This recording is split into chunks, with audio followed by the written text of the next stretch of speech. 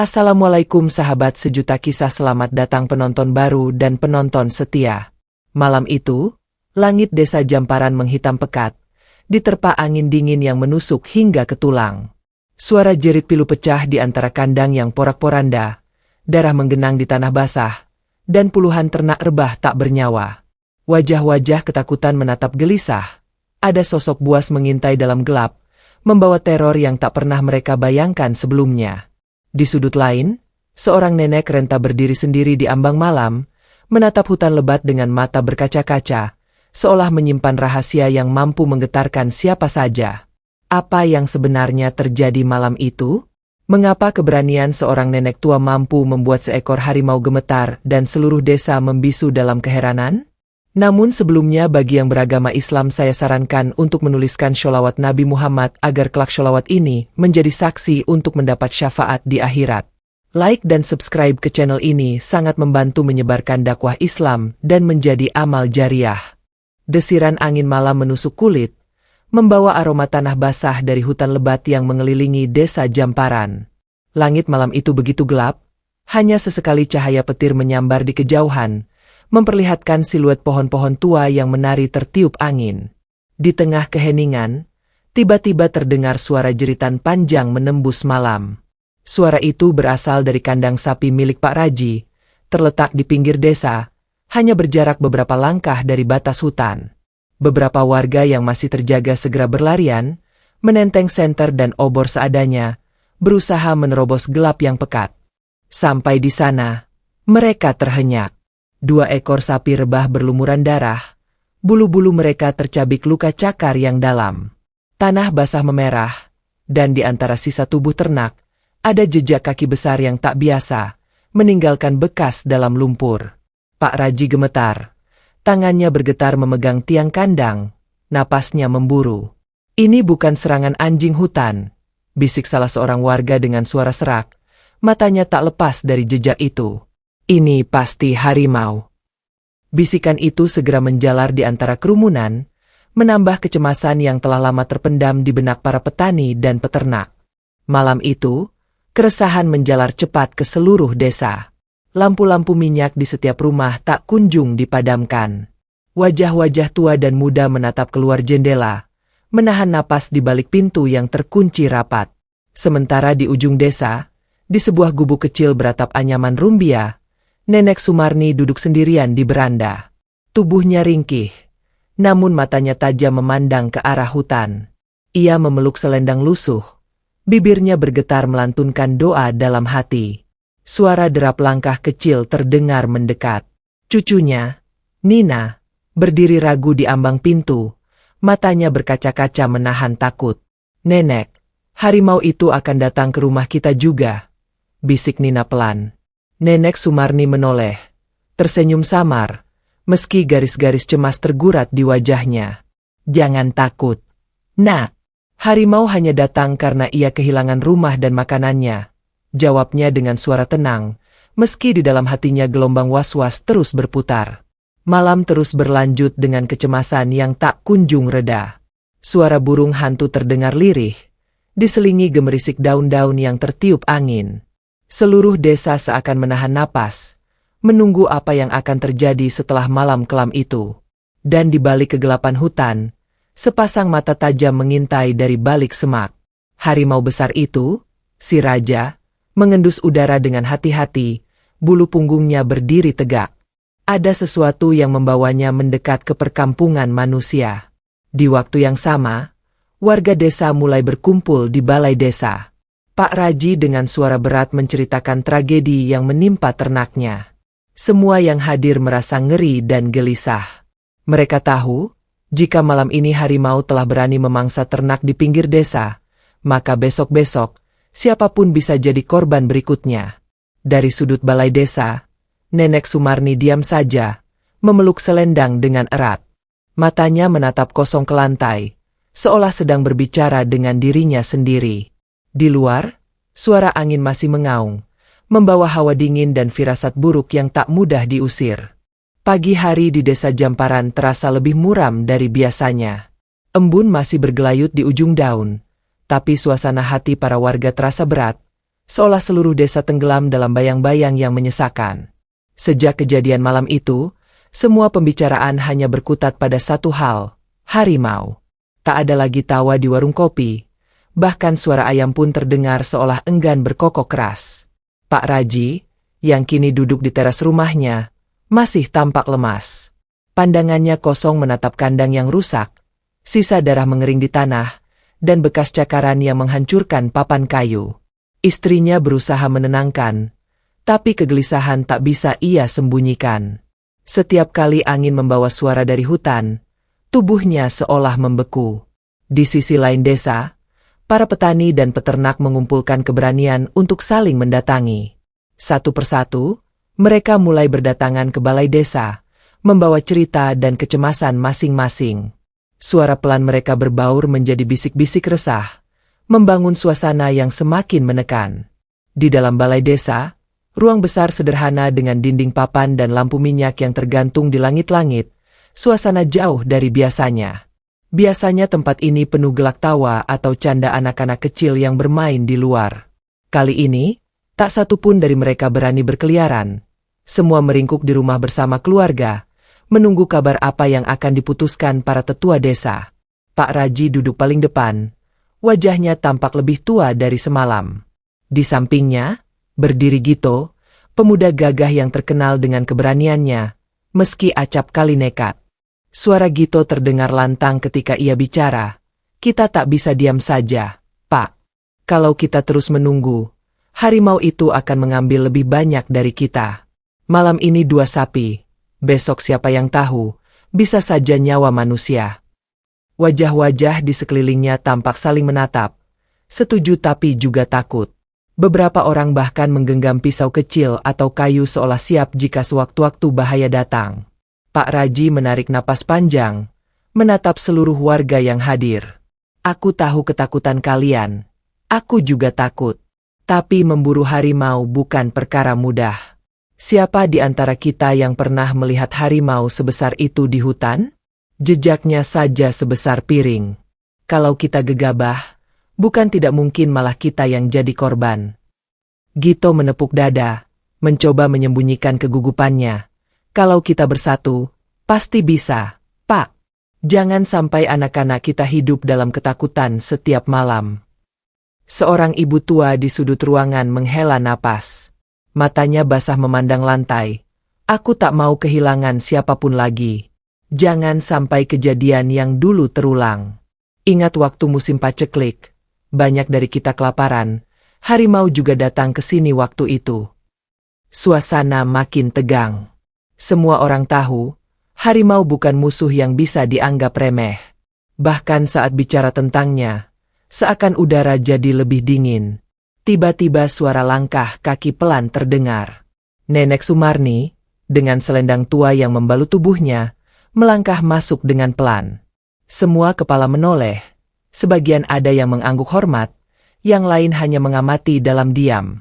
Nenek Sumarni mengambil tempat di pojok ruangan, duduk di bangku tua yang telah lama kosong. Tak satu pun kata keluar dari bibirnya, tapi matanya mengamati dengan tajam setiap orang yang berbicara. Ia seperti membawa suasana tenang, meski tetap terselubung kecemasan. Pak Raji melanjutkan, kita tak bisa mengambil keputusan sendiri-sendiri. Harimau itu datang bukan tanpa sebab. Mungkin ada sesuatu di hutan yang berubah. Gito mengangkat tangan, suaranya sedikit bergetar. Kalau begitu, apa yang harus kita lakukan, Pak? Tunggu sampai semua ternak habis? Sampai rumah-rumah kita didatangi harimau? Seorang pemuda lain, Darto, ikut bicara. Kita bentuk kelompok jaga, Pak. Malam ini kita bergiliran ronda. Siapa tahu harimau itu datang lagi. Ide ronda malam disambut anggukan, meski jelas terlihat keraguan di wajah sebagian besar warga. Pak Raji mengangguk pelan. Baik, siapa yang bersedia ronda malam ini? Aku, Gito, Darto, dan beberapa lagi. Beberapa tangan terangkat, walau ada juga yang menunduk pura-pura sibuk, menahan ketakutan sendiri. Suasana semakin panas ketika tiba-tiba Nenek Sumarni angkat bicara, suaranya pelan namun tegas. Kalian boleh jaga malam, boleh pasang perangkap, Tapi ingat, harimau itu makhluk yang lebih paham hutan daripada kita. Bila kita hanya menggunakan kekerasan, dia akan jadi lebih buas dan putus asa. Semua terdiam. Suara jangkrik dari luar balai desa terdengar jelas. Nenek Sumarni melanjutkan, "Aku pernah dengar cerita lama dari kakekku. Dulu, hutan ini adalah tempat tinggal harimau jauh sebelum ada desa. Kita yang datang, kita yang mengusir mereka pelan-pelan. Bukan salah mereka jika sekarang mereka kembali." Gito berseru, agak gusar. "Nenek, dengan segala hormat, sekarang bukan waktunya untuk cerita lama.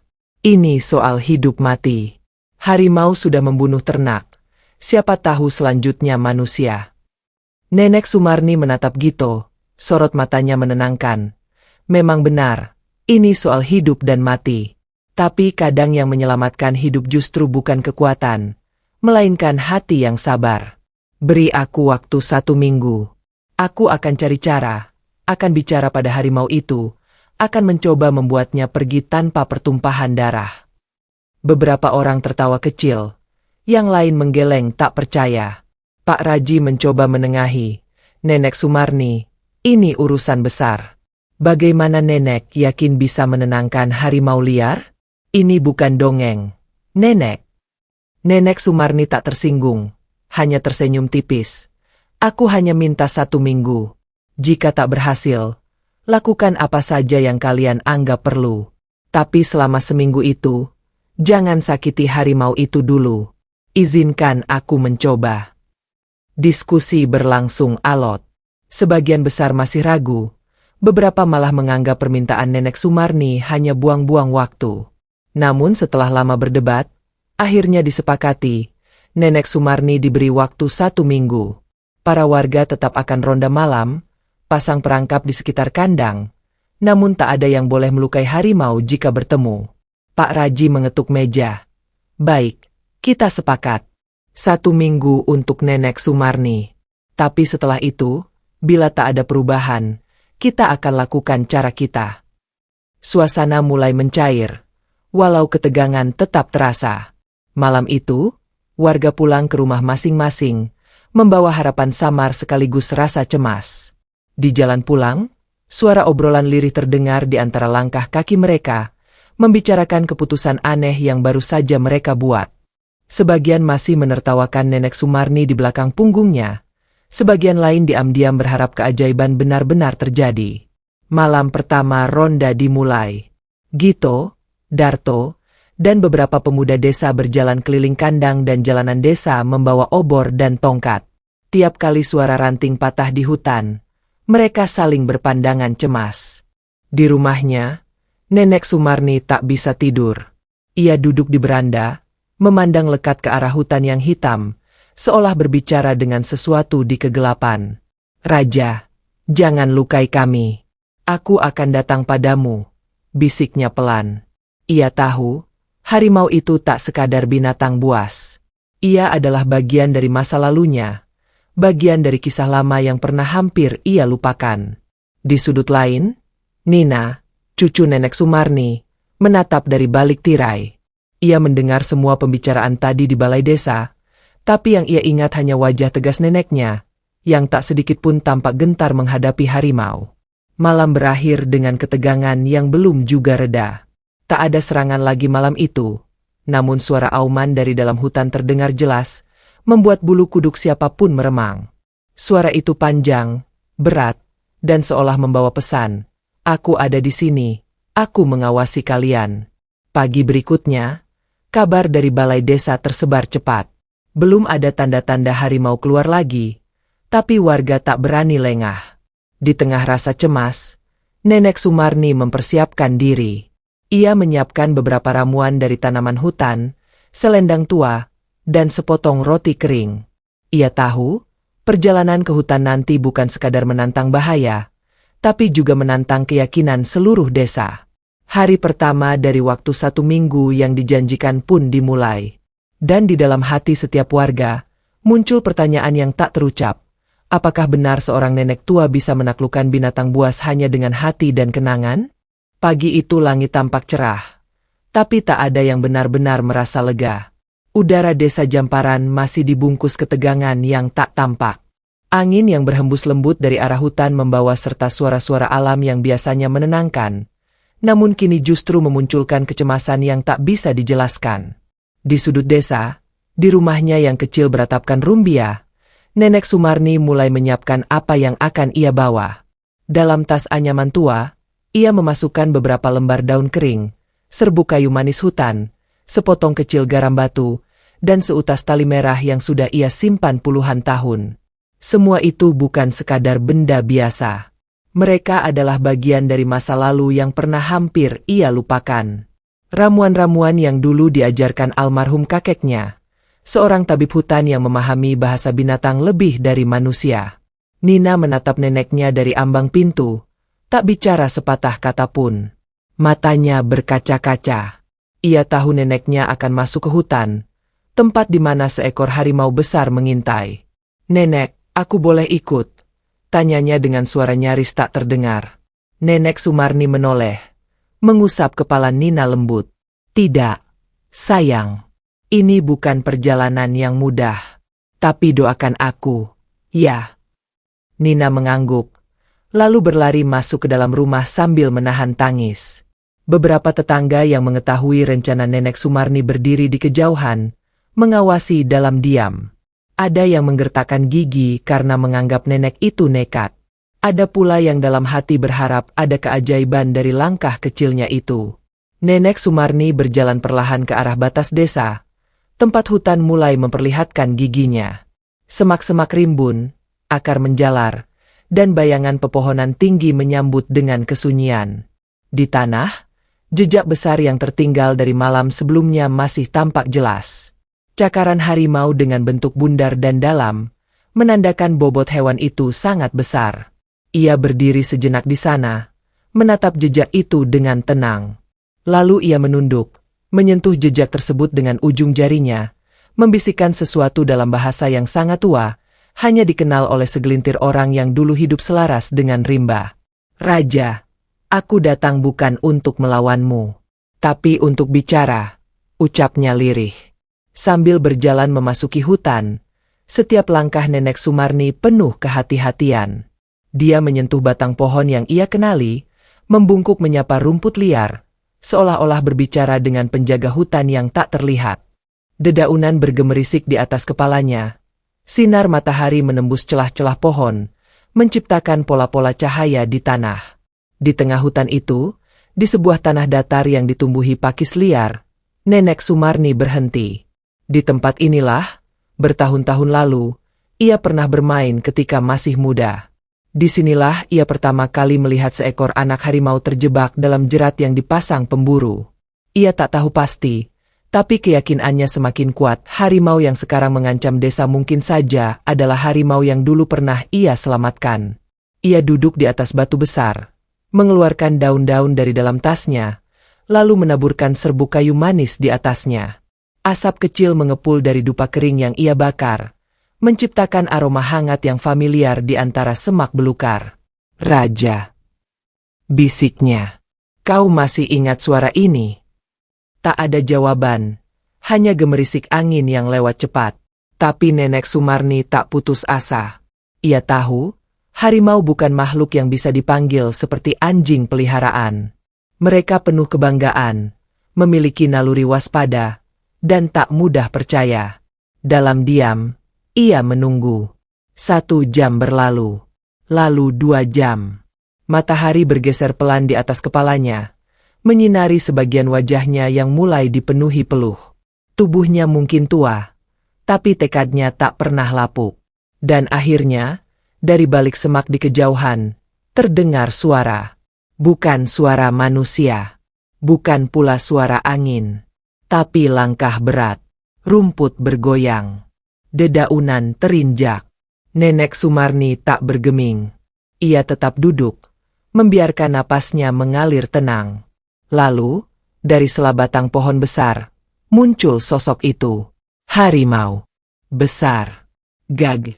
Dengan bulu coklat tua dan belang hitam yang berkilat terkena cahaya matahari.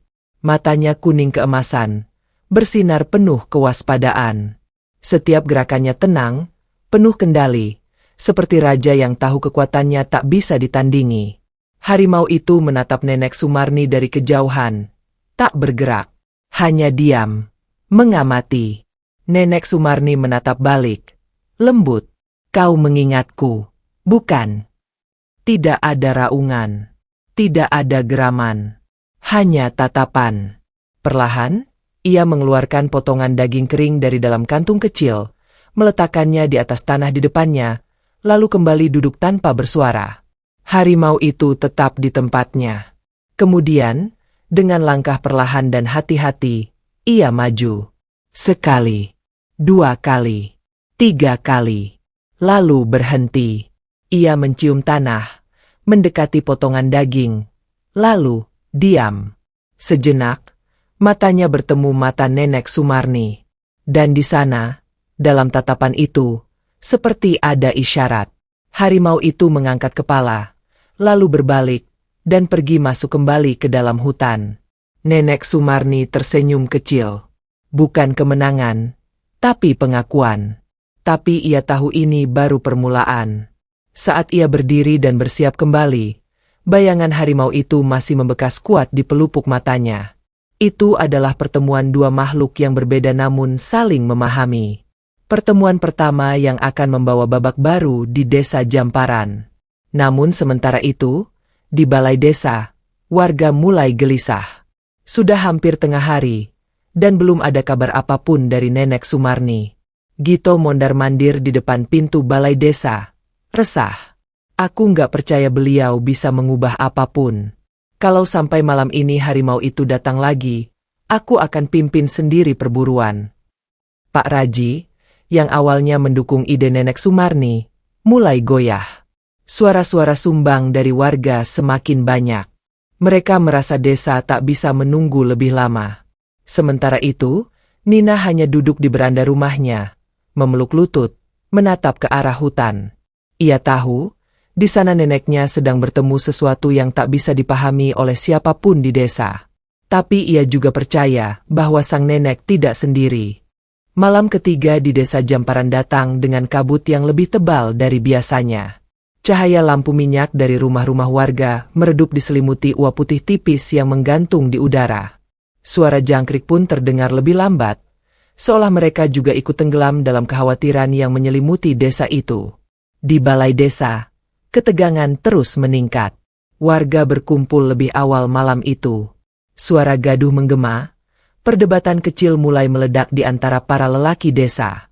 Gito berdiri di tengah ruangan, tangannya mengepal. Wajahnya memerah karena emosi yang ditahan-tahan sejak hari pertama. 3 hari. Sudah 3 hari kita menunggu, dan tidak ada perubahan. Suaranya membelah ruangan, membuat beberapa ibu-ibu menunduk dan anak-anak menatap dengan mata bulat. Kalau bukan karena kita dilarang, mungkin harimau itu sudah kabur sekarang. Pak Raji yang berdiri di ujung meja kayu mencoba menenangkan suasana. Tapi kata-katanya terdengar lemah. Setiap kalimat yang ia ucapkan terdengar seperti pembelaan semata. Nenek Sumarni masih menjalankan usahanya, dia belum menyerah. Kita sudah berjanji memberinya waktu 1 minggu, ucapnya, meski terdengar seperti dirinya sendiri pun mulai meragukan keputusan itu. Gito berjalan ke depan, menatap semua warga yang hadir. Kalau kita terus diam, harimau itu akan datang ke rumah kita satu persatu. Aku bilang, kita bentuk tim malam ini juga. Kalau nenek itu gagal, setidaknya kita sudah siap. Suara-suara setuju mulai terdengar. Darto mengangguk. Pemuda lain bernama Dika juga ikut bersuara. Aku setuju. Kita sudah terlalu lama berharap pada keajaiban. Dari sisi pintu, seorang perempuan tua berdiri diam.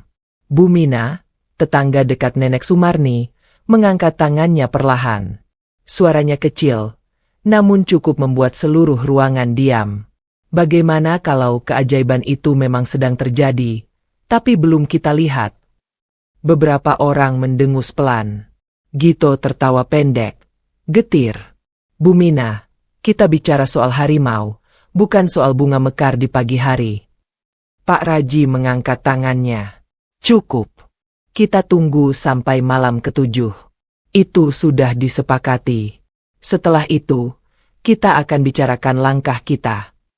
Suasana perlahan mereda, tapi ketegangan tak benar-benar hilang. Suara-suara hati yang tak terucap masih menggantung di dinding balai desa. Kecurigaan, ketidakpercayaan, dan rasa takut mulai mengikis kepercayaan yang tersisa. Sementara itu, jauh di dalam hutan, Nenek Sumarni masih menapaki jalan yang sama, menyusuri jalur-jalur tak bertanda yang hanya dikenalnya. Hari ketiga ia masuk hutan, hari ketiga pula ia tak membawa apa-apa selain keyakinan dan kepercayaan. Langkahnya mantap, meski tubuhnya tak lagi muda. Di tangannya tergenggam satu kantung kecil berisi buah rimba dan satu balutan kain tua. Ia tahu harimau itu belum sepenuhnya percaya. Mereka baru saling tatap, baru saling mengenal. Namun ada sesuatu di sorot mata harimau itu yang membuatnya percaya bahwa ia harus kembali. Sesuatu yang jauh lebih dalam dari sekadar naluri binatang liar. Kabut mulai menyelimuti pepohonan, membuat bayangan semakin samar. Suara burung hutan memudar. Nenek Sumarni berhenti di bawah pohon beringin tua, yang akarnya menjulur seperti sulur panjang. Di sana, ia meletakkan kain merah di tanah, duduk bersila, dan mulai berbicara pelan. Raja, aku kembali. Ini malam ketiga. Aku tak bawa senjata, tak bawa ketakutan. Hanya bawa harapan, bahwa kau masih ingat. Angin berhembus lambat. Daun-daun berguguran, melayang-layang seperti berbisik. Lalu suara berat itu terdengar lagi. Ranting patah. Langkah tanah bergeser. Nenek Sumarni tidak menoleh, tidak berdiri. Ia tahu suara itu. Ia tahu langkah itu. Harimau itu datang lagi. Perlahan, bayangannya muncul di antara kabut. Besar, kokoh, tenang. Ia tidak mendekat seperti sebelumnya. Tapi kali ini ia tidak berdiri diam. Ia melangkah perlahan mengitari Nenek Sumarni, menjaga jarak namun tak menggeram. Nenek Sumarni menunduk. Matanya tak melirik sedikit pun. Ia berbicara tanpa melihat wajah harimau itu. Kau tahu aku tak datang untuk mengambil apapun darimu. Aku hanya ingin kau kembali ke tempatmu, tanpa membahayakan siapapun. Harimau itu berhenti. Ekornya mengibas pelan. Matanya mengawasi Nenek Sumarni dari balik semak. Lalu, perlahan, ia duduk. Bukan tiduran. Hanya duduk. Nenek Sumarni perlahan mengangkat wajahnya. Pandangannya bertemu dengan tatapan kuning itu. Dan untuk pertama kalinya, tidak ada ketegangan di antara mereka. Di situ, di tengah hutan yang sunyi, di antara kabut dan gemerisik daun, seekor harimau dan seorang wanita tua saling duduk. Tak ada suara. Hanya keheningan. Namun justru dalam keheningan itulah, hubungan baru mulai terbentuk. Sebuah pemahaman yang tak bisa dijelaskan. Hingga akhirnya harimau itu berdiri, memutar tubuhnya, dan pergi dengan langkah tenang. Nenek Sumarni menghela napas panjang. Dadanya bergetar. Bukan karena takut, tapi karena harapan yang tumbuh di dalam dirinya kini semakin nyata. Ia berdiri perlahan, menatap arah harimau itu pergi. Lalu mengambil kain merah dari tanah, melipatnya dengan rapi, dan membisikkan doa yang hanya bisa didengar oleh semesta. Malam itu, desa Jamparan masih bersiaga. Para pemuda berjaga dengan tongkat kayu dan lampu obor. Mereka tak tahu apa yang sedang terjadi di dalam hutan. Di rumah kecil di ujung desa, Nina belum tidur. Ia menatap keluar jendela, memeluk boneka tua, menunggu tanda bahwa neneknya akan kembali. Tapi tak ada suara langkah. Tak ada bayangan di pagar bambu. Yang ada hanya suara kabut. Dan kabut tak pernah berbicara, hanya menyelimuti apapun yang ingin ia jaga. Dan malam itu, hutan seolah sedang menjaga satu rahasia besar. Rahasia antara nenek tua dan sang Raja Rimba yang perlahan mulai membuka hatinya. Fajar menyingsing perlahan di desa Jamparan. Embun masih menetes dari ujung dedaunan, dan kabut sisa malam belum sepenuhnya menghilang. Sinar matahari menembus celah-celah pohon pinus di pinggiran hutan, membentuk garis-garis cahaya yang temaram di tanah lembab. Suasana terasa sepi, tetapi tak lagi segelap malam sebelumnya. Di rumah kecil di tepi desa, Nina membuka pintu perlahan. Matanya sembab karena begadang, menunggu Nenek Sumarni pulang dari hutan. Suara kicau burung terdengar samar, tapi tak ada langkah kaki yang ia harapkan. Hanya deru angin dan bunyi ranting yang jatuh. Ia menatap jauh ke arah hutan, berharap melihat sosok tua yang akrab itu berjalan pelan di antara pepohonan. Tak lama, bayangan samar muncul. Tubuh kecil yang membungkuk, selendang lusuh, dan langkah pelan yang menggurat keteguhan. Nenek Sumarni akhirnya kembali. Nina berlari tanpa alas kaki, menyambutnya dengan air mata yang tak bisa ditahan. Nenek enggak apa-apa, kan? Nenek Sumarni tersenyum, meski lelah tergambar jelas di wajahnya. Aku baik-baik saja, Nak. Raja tidak menyerang. Dia hanya menunggu. Nina memeluk pinggang neneknya erat. Di balik tubuh kecil itu, ada keteguhan yang tak bisa dimengerti anak-anak seusianya.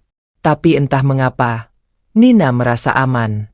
Seolah dunia ini masih bisa dilindungi oleh kasih seorang nenek dan kekuatan tak terlihat dari doa-doanya. Setelah membersihkan diri dan beristirahat sebentar, Nenek Sumarni memutuskan untuk pergi ke balai desa. Ia tahu waktu terus berjalan, dan hari keempat ini akan menentukan arah sikap warga. Jika ia tidak menjelaskan dengan jujur, semua usahanya akan dianggap sia-sia. Di balai desa, para warga sudah berkumpul. Beberapa terlihat semakin tidak sabar. Gito berdiri dengan tangan di pinggang, matanya menyapu ke segala arah. Ia sudah bertekad, jika tidak ada kejelasan, malam ini ia sendiri yang akan memimpin perburuan. Ketika Nenek Sumarni masuk, semua mata tertuju padanya. Suasana hening, hanya terdengar suara kaki-kaki ayam berlarian di halaman. Pak Raji berdiri dan membuka percakapan. Nenek, kami menepati janji untuk menunggu. Sekarang giliran Nenek memberi penjelasan. Apa yang terjadi di hutan? Apakah harimaunya sudah pergi? Nenek Sumarni menghela napas dalam-dalam, lalu melangkah ke tengah ruangan. Suaranya tenang, tapi membawa beban yang tak ringan. Aku sudah bertemu dengan harimau itu. Dia tidak menyerang. Dia hanya mengawasi. Aku melihat sesuatu di matanya. Bukan kemarahan, tapi ingatan. Beberapa warga mengernyitkan dahi. Gito memotong. Ingatan?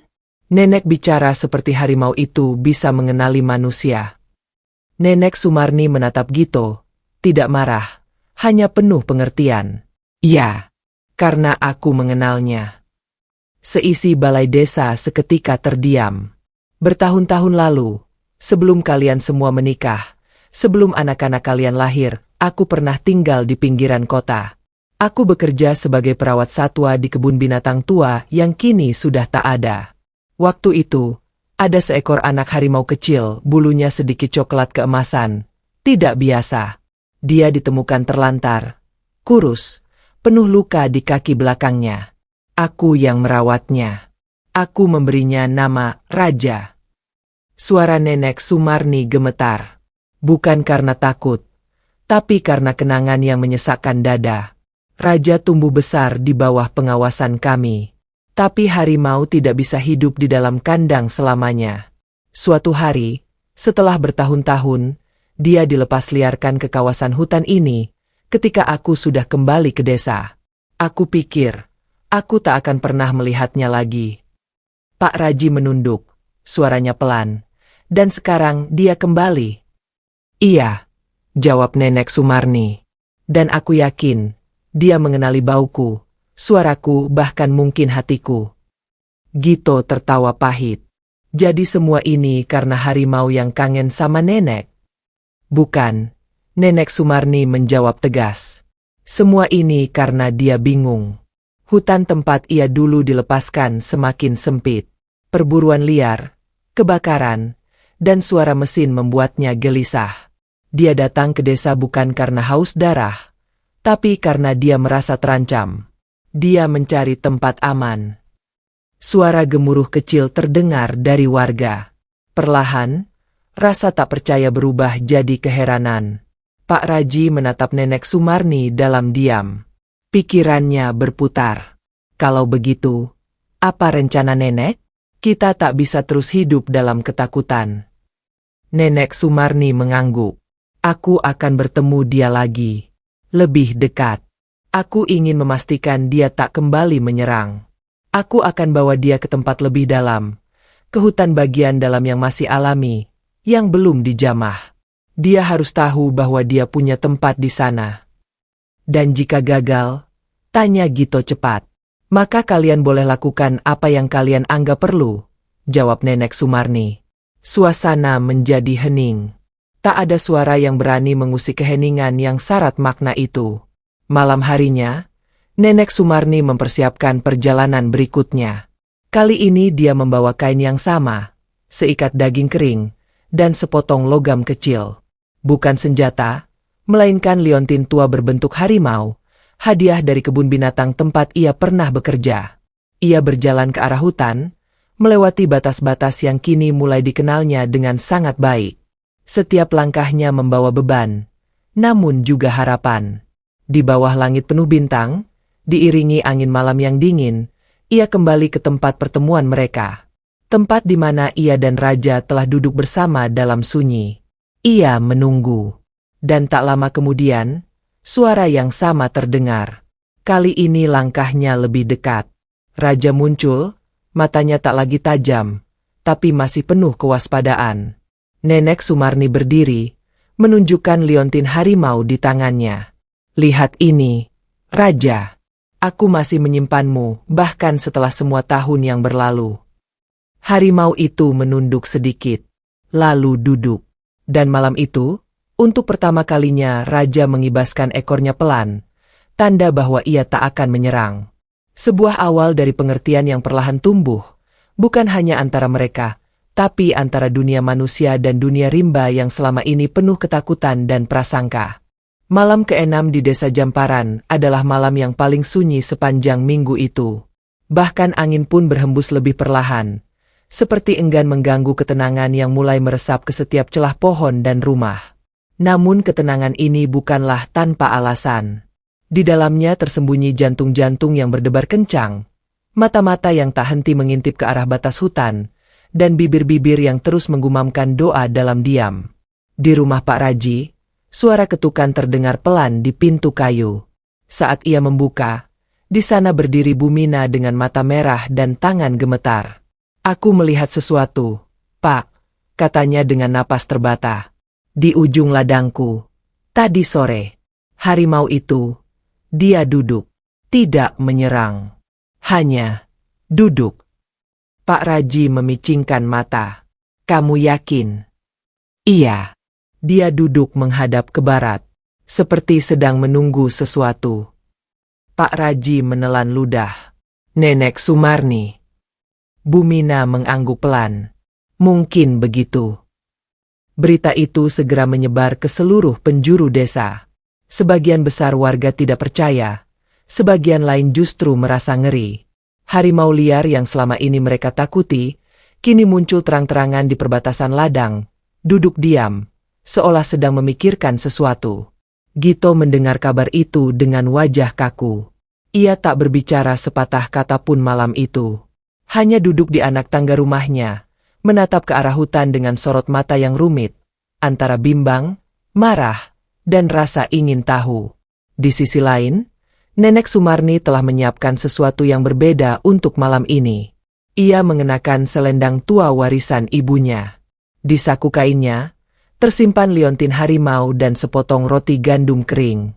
Ia membawa obor kecil, bukan untuk menerangi jalan, tapi untuk memberi isyarat jika ia membutuhkan bantuan. Meski dalam hati, ia tahu, tak akan ada yang datang jika ia benar-benar dalam bahaya. Ia melangkah melewati semak, melewati akar-akar tua yang menonjol dari tanah, melewati lembah kecil yang dulu pernah jadi tempat bermain masa kecilnya. Saat ia tiba di tanah lapang tempat ia biasa bertemu Raja, sesuatu terasa berbeda. Malam ini hutan tampak lebih terbuka, lebih ramah. Dan benar saja, di bawah pohon besar yang batangnya melengkung seperti pintu gerbang, Raja sudah menunggu. Duduk dengan dada tegap, ekor menggeliat pelan di tanah. Bulunya berkilau di bawah sinar rembulan. Matanya, dua cahaya kuning yang dulu menakutkan kini tampak penuh rasa penasaran.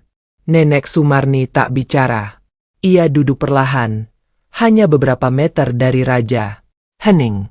Hanya suara daun jatuh dan serangga malam yang bersahutan. Kemudian, pelan-pelan, raja berdiri. Ia berjalan ke arah Nenek Sumarni dengan langkah berat namun mantap. Tanah di bawah kakinya sedikit bergetar. Napasnya terdengar jelas. Nenek Sumarni tidak bergeming. Tangannya tetap terbuka di atas pangkuan. Jantungnya berdetak cepat, tapi wajahnya tetap tenang. Dan saat harimau itu tepat di depannya, hanya terpisah beberapa jengkal, ia berhenti. Matanya menatap mata Nenek Sumarni. Perlahan, dengan gerakan yang sangat hati-hati, raja menundukkan kepalanya. Kepala harimau itu menyentuh lutut Nenek Sumarni. Udara seolah berhenti bergerak. Waktu seperti diam. Nenek Sumarni membiarkan tangannya bergerak pelan, menyentuh bulu di kepala raja.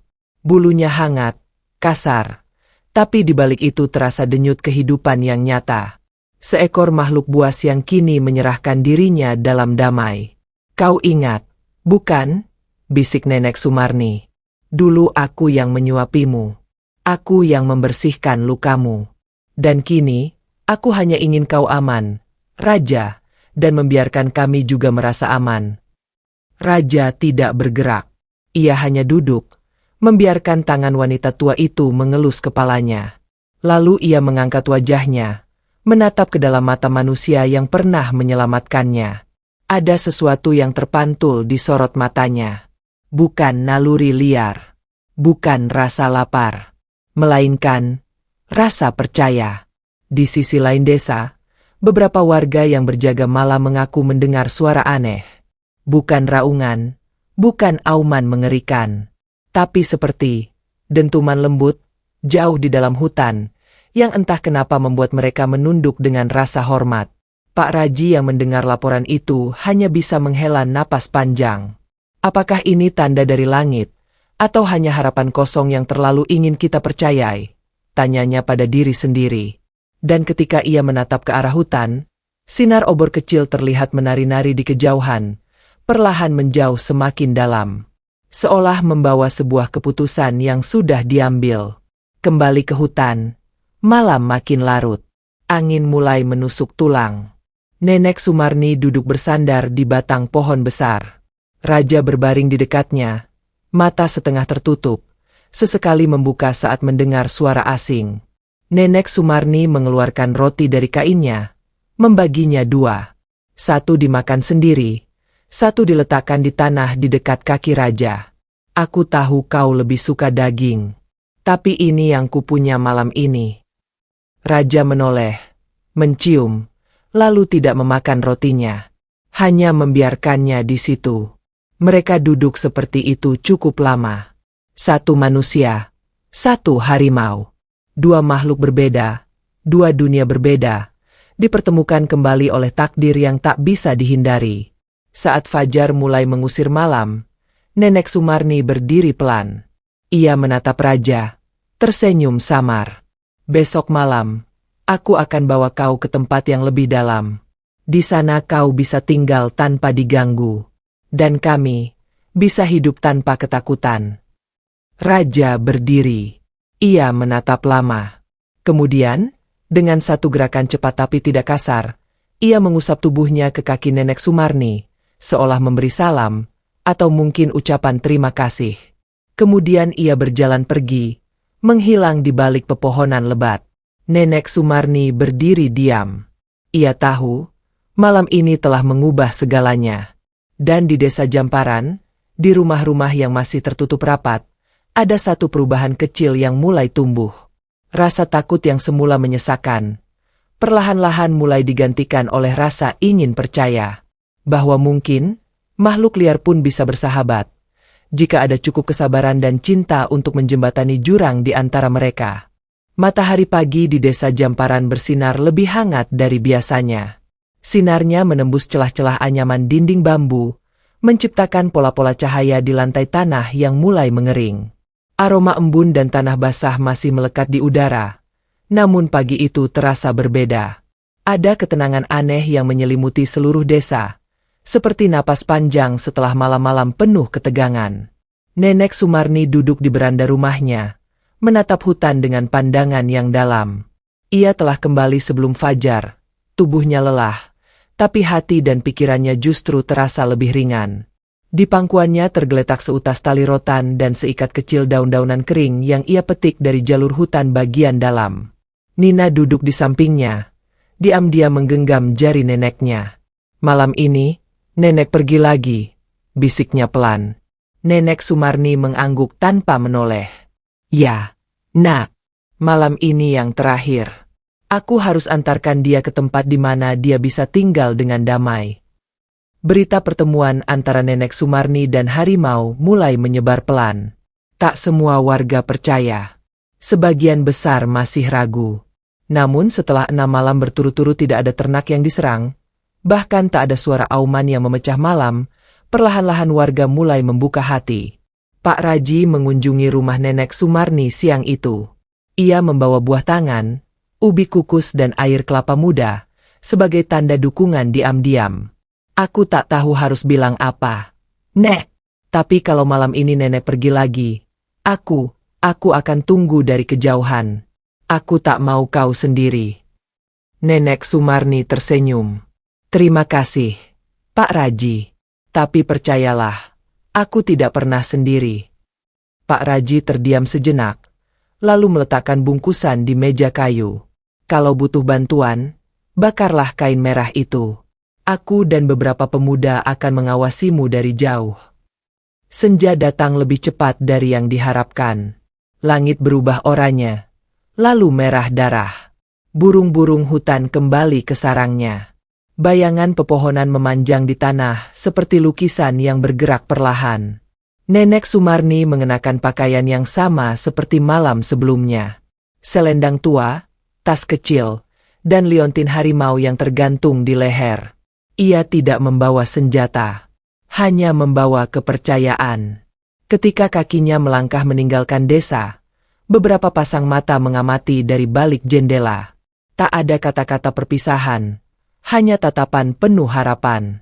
Di pinggir jalan, Nina berdiri diam, memandangi punggung neneknya yang semakin menjauh, menahan isak yang menggumpal di dada. Semoga nenek kembali, gumamnya dalam hati.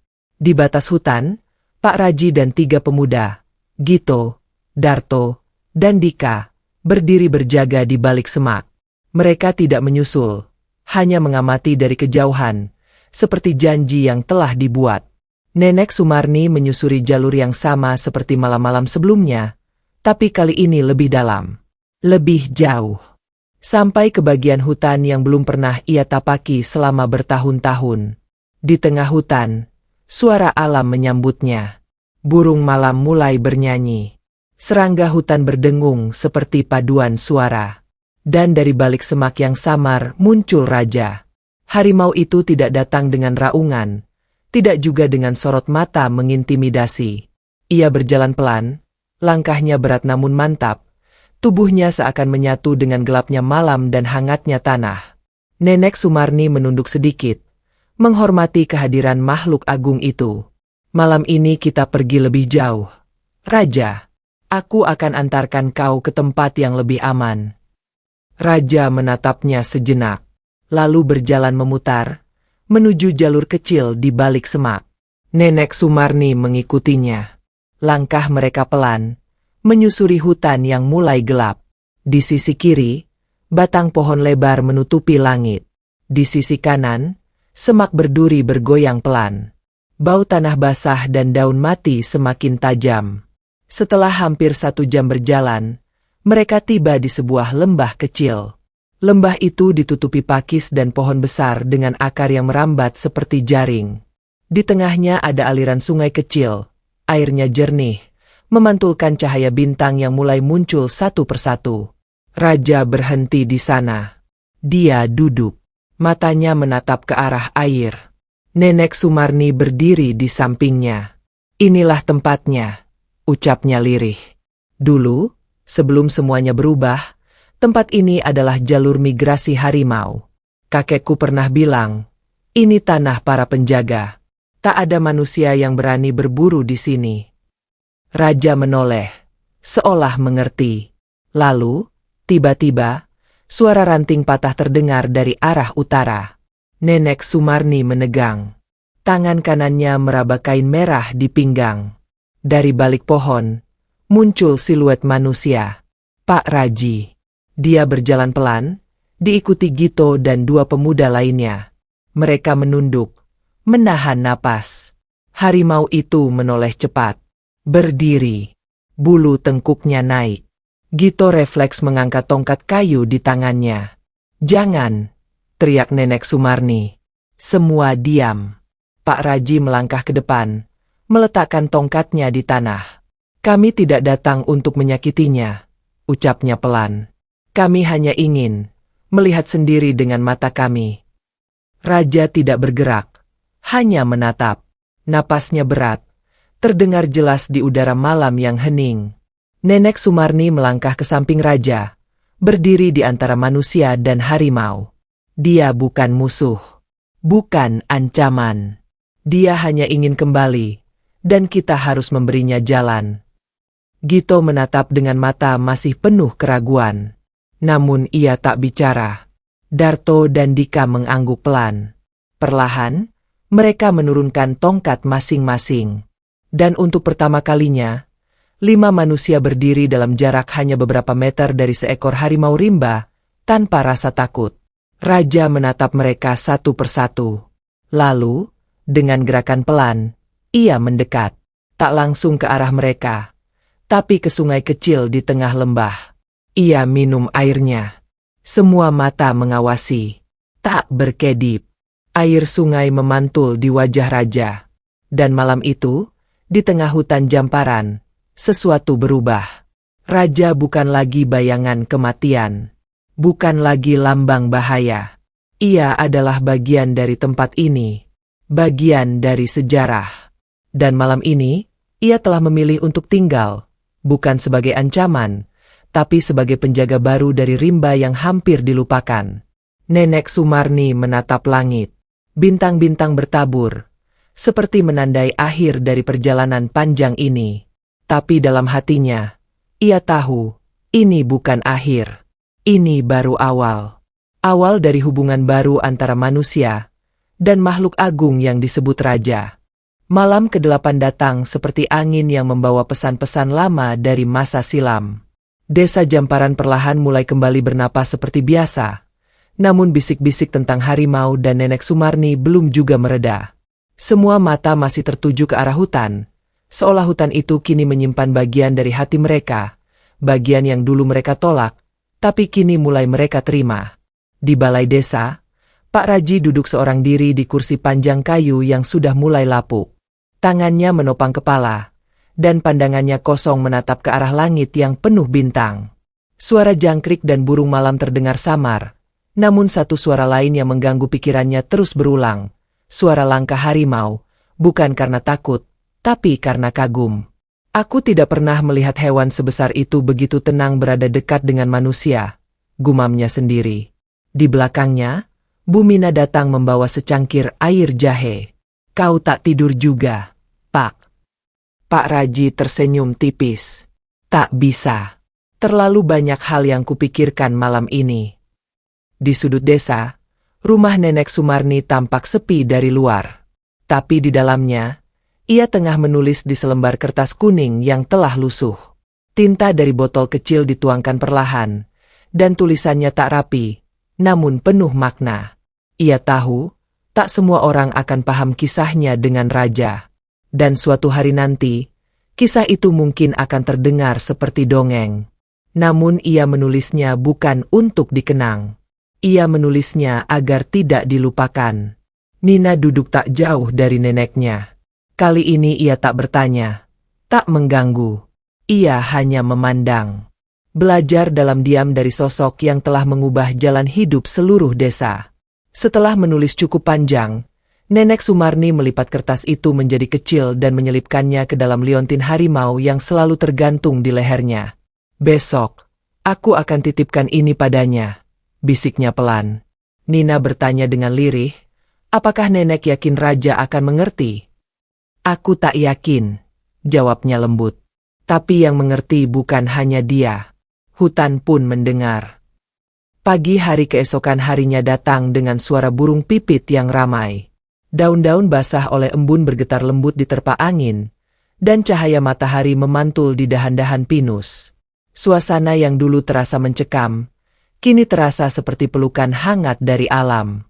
Warga mulai kembali bekerja di ladang. Peternak memeriksa kandang. Tak ada lagi darah. Tak ada lagi bekas cakaran. Hanya tanah, rumput, dan ketenangan. Nenek Sumarni berjalan ke arah balai desa. Kali ini ia tidak sendirian.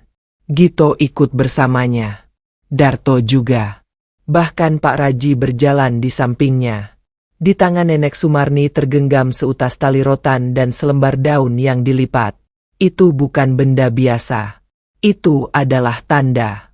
Tanda bahwa perjanjian yang tak tertulis sudah terbentuk antara manusia dan penjaga hutan. Mereka menuju batas hutan. Kali ini tak ada yang membawa tongkat. Tak ada yang membawa ketakutan. Di antara semak yang tinggi, raja muncul. Warga yang ikut dari belakang terdiam.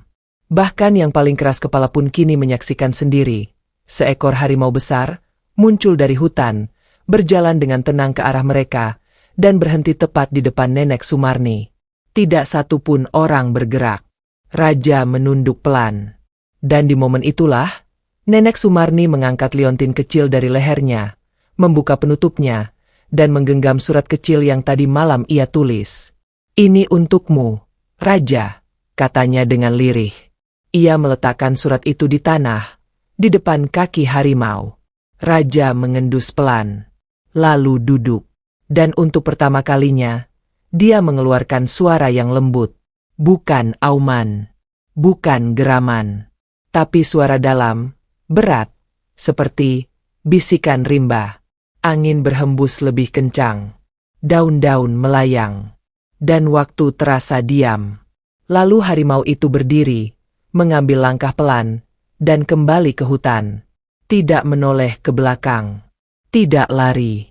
Hanya berjalan, tenang, dan hilang di antara pepohonan. Beberapa warga tak sanggup berkata apa-apa. Pak Raji menunduk, lalu berkata lirih, "Dia sudah pergi. Tapi aku merasa, dia masih di sini." Nenek Sumarni mengangguk, lalu berbalik ke arah warga. Dia akan kembali suatu hari nanti. Bukan untuk menyerang, tapi untuk mengingatkan bahwa rimba ini bukan milik kita seorang. Malam itu, Desa Jamparan mengadakan doa bersama. Bukan untuk mengusir harimau. Bukan untuk menolak bala. Tapi untuk berterima kasih. Karena untuk pertama kalinya dalam sejarah mereka, desa dan hutan telah berbicara dan saling mendengar. Di bawah langit yang penuh bintang, di depan rumahnya, Nenek Sumarni duduk bersama Nina, menggenggam tangannya erat. "Kalau aku tak ada nanti," kata Nenek Sumarni pelan, "kau harus jaga hutan ini, dan jaga kisah ini." Nina mengangguk pelan, lalu bersandar di bahu neneknya. Di kejauhan, dari arah hutan, terdengar suara auman. Bukan menakutkan, melainkan seperti ucapan selamat tinggal. 3 bulan telah berlalu sejak malam ketika harimau itu menghilang ke dalam hutan. Desa Jamparan perlahan menata kembali kehidupannya. Ladang-ladang kembali ditanami. Anak-anak mulai bermain di tanah lapang. Suara tawa kembali terdengar dari warung kopi di pojok jalan. Tapi tetap saja, ada yang berubah. Bukan perubahan yang bisa dilihat dengan mata telanjang. Bukan pula sesuatu yang bisa dijelaskan dengan kata-kata. Melainkan perasaan. Rasa tenang. Rasa damai. Dan rasa hormat yang mulai tumbuh dalam hati setiap warga terhadap hutan yang selama ini hanya dianggap sebagai batas bahaya. Nenek Sumarni masih hidup dengan cara yang sama seperti sebelumnya. Bangun saat fajar, menyapu halaman dengan sapu lidi, menanak nasi di tungku, dan duduk sore hari bersama Nina menatap matahari tenggelam dari balik pepohonan. Namun kini, setiap langkahnya disertai pandangan hormat dari warga. Setiap nasihatnya didengar lebih seksama. Bahkan Gito, yang dulu paling keras menentangnya, kini rajin datang ke rumah membawa sayur atau hasil panen untuknya. Suatu sore, ketika angin berembus dari arah hutan, Nina berlari masuk rumah dengan mata berbinar. "Nenek, aku lihat jejak." Nenek Sumarni menoleh pelan. "Jejak apa, Nak?" "Besar. Seperti kaki raja." Nenek Sumarni berdiri. Tubuhnya memang tak sekuat dulu, tapi sorot matanya masih menyala. Ia mengikuti Nina ke arah ladang belakang, ke tempat yang berbatasan langsung dengan semak liar dan batang pinus. Di tanah basah, tepat di pinggir semak, terlihat jelas jejak besar. Bulat, dalam, dengan tanda cakaran yang tak asing lagi. Nenek Sumarni menghela napas. Bukan karena takut, tapi karena rindu. "Dia kembali," bisiknya. Malam itu, suasana desa menjadi berbeda. Langit diselimuti kabut tipis, dan angin membawa aroma hutan yang pekat. Para pemuda desa berkumpul di balai desa, bukan karena cemas, tapi karena penasaran. "Apakah dia akan datang ke sini lagi?" tanya Dika. "Kalau iya, apa yang harus kita lakukan?" tambah Darto. Pak Raji tersenyum kecil. "Kita tidak perlu melakukan apa-apa, selain menghormatinya." Dan benar saja, menjelang tengah malam, seekor bayangan besar terlihat berdiri di tepi desa. Tak masuk, tak mendekat, hanya berdiri di batas terang lampu dan gelapnya hutan. Tubuh besar itu diam, ekornya tenang, matanya menyala lembut. Beberapa warga yang melihat dari jendela langsung memanggil tetangganya. "Itu dia, itu raja." Suasana menjadi sunyi. Semua yang melihat hanya bisa terpaku. Lalu, dari arah rumah Nenek Sumarni, cahaya lentera kecil bergerak. Ia berjalan dengan langkah pelan, selendangnya melambai tertiup angin. Di tangannya tergenggam kain merah yang dulu ia bawa ke hutan malam-malam sebelumnya. Nenek Sumarni berdiri di depan rumah, mengangkat kain itu tinggi-tinggi. Raja menatapnya lama, lalu menunduk pelan. Dan dalam hitungan detik, ia berbalik, masuk kembali ke dalam hutan, tanpa suara.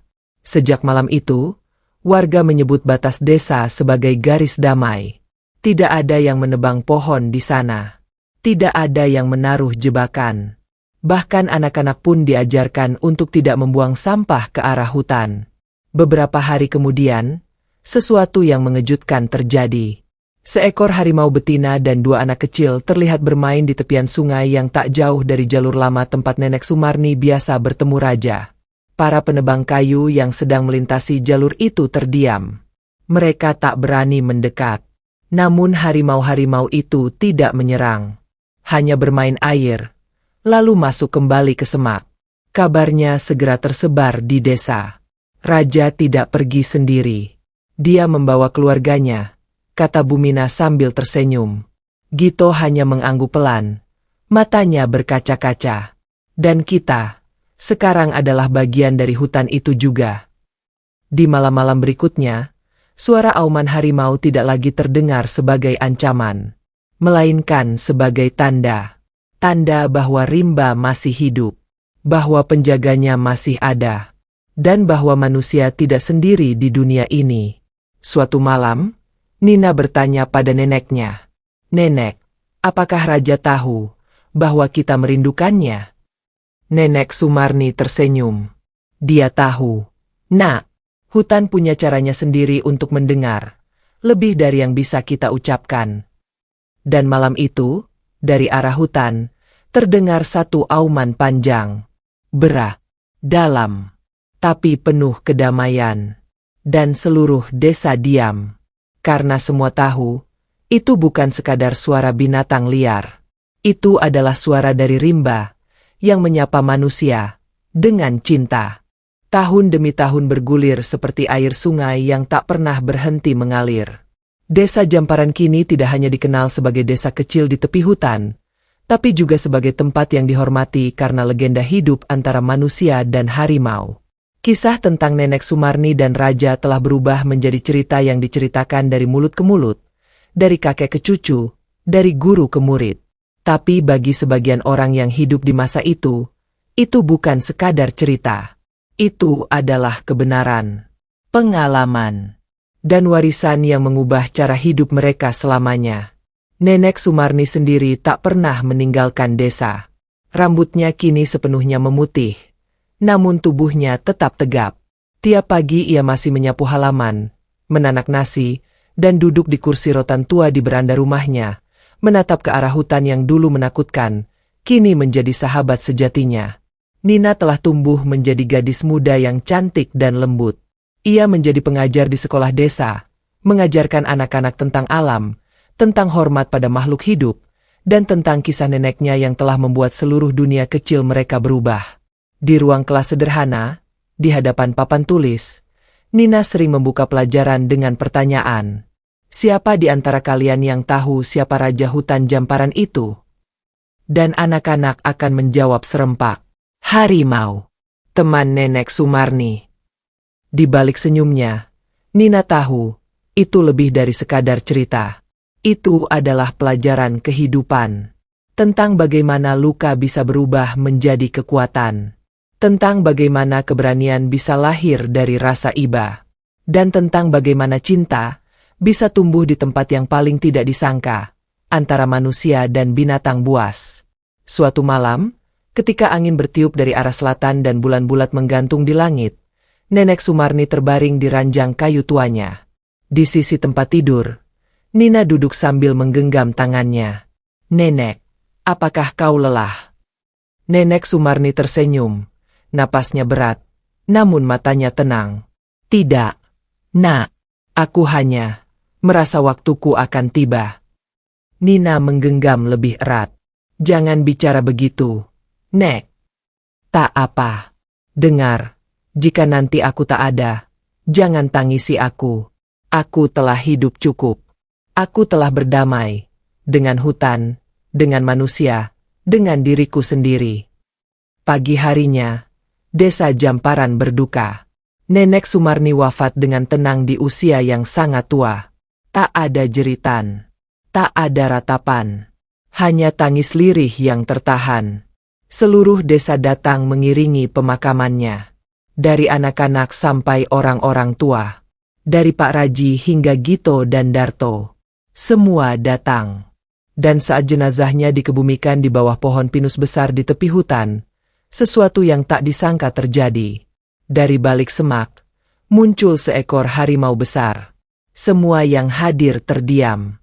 Raja, yang kini lebih tua dan tenang, berjalan pelan.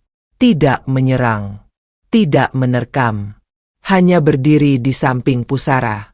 Ia menatap batu kecil yang diletakkan di atas makam. Lalu mengangkat kepalanya. Mengaum pelan, panjang, dan dalam. Semua menunduk. Tidak karena takut, tapi karena hormat. Harimau itu menoleh pada Nina. Hanya sekejap. Lalu berjalan kembali ke arah hutan. Daun-daun berjatuhan saat tubuh besarnya menyusuri semak. Dan tak lama, ia menghilang, selamanya. Desa Jamparan mengenang hari itu sebagai hari perdamaian terakhir. Sejak saat itu, tidak ada satupun pohon yang ditebang tanpa upacara. Tidak ada satupun binatang yang diburu sembarangan. Karena mereka tahu, rimba menyimpan nyawa, menyimpan ruh, dan menyimpan kisah nenek tua yang pernah ditertawakan saat mengusir harimau, tapi justru dihormati karena membuat harimau tunduk padanya. Dan hingga kini, di tengah hutan Jamparan, jika kau berjalan cukup jauh dan diam cukup lama, kau mungkin akan mendengar auman lembut dari kejauhan. Bukan suara ancaman, tapi suara cinta. Warisan dari rimba, dari sang penjaga, dan dari seorang nenek yang pernah disangka lemah, namun memiliki jiwa sebesar hutan.